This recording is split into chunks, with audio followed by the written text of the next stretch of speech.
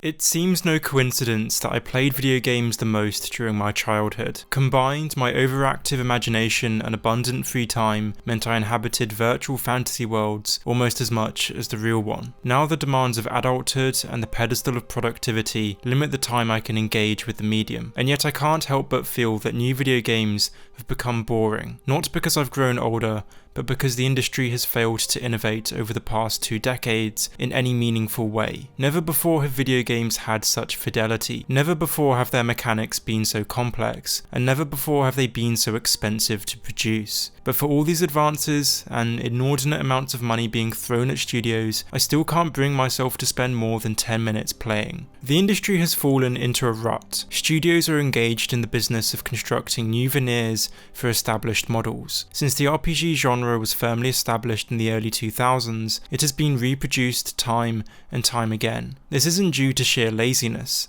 The industry reflects established tastes. If we take a recent RPG such as 2018's Kingdom Come Deliverance and compare it to 2008's Oblivion, the basic building blocks are the same. There's a compelling narrative, an open world, choice, a cast of varied characters, and an engaging combat system. This is what fans expect and want from a game that calls itself an RPG. Indeed, when we look at the film industry, we're reminded that certain types of film have persisted because people continue to enjoy them. But the difference between the film industry and the games industry is that in film, at the sidelines, and sometimes even in the mainstream, there is substantial change. There are directors willing to challenge established paradigms, writers willing to raise uncomfortable questions, studios willing to go out on a limb and fund experimental new projects. This is art. Art makes us question our assumptions, it raises questions, it engages our empathy, and art is something rarely produced in the mainstream because it has to challenge accepted taste. Insiders of the game industry are best placed to comment on its pitfalls. Brie Cole, reflecting on her experience working for a big studio, noted 2 things in a 2016 article. The first is that games haven't changed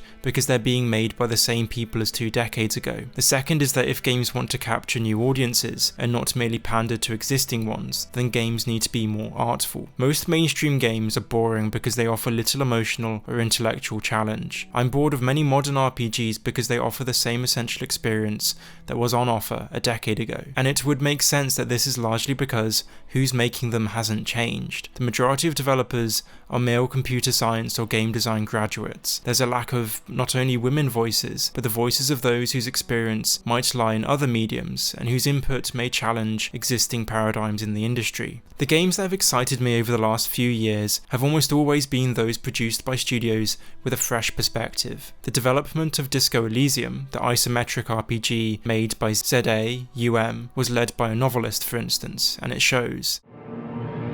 There is nothing, only warm primordial blackness. Disco Elysium takes a psychological approach to role-playing. The player doesn't get to choose how their character fights, rather they shape how they approach problems and other people. Building on one of the most exciting aspects of video game storytelling, player input, Disco Elysium incorporates an interactive stream of consciousness that allows one to explore and develop the protagonists to their fullest emotional depth. Ninja Theory's Hellblade: Senua's Sacrifice gave us a traditional, linear, action-adventure game but through the lens of mental health and psychological trauma. Critical to the production process was the input of those suffering from schizophrenia as well as world-leading psychologists. It was these perspectives that allowed the developers to create a gaming experience like no other, where the narrative is told not through dialogue or exposition, but through the voices in the protagonist's head. The future of the gaming industry lies in these sorts of video games, those that take existing structures and radically rework them. And because of the pioneering work of studios like Ninja Theory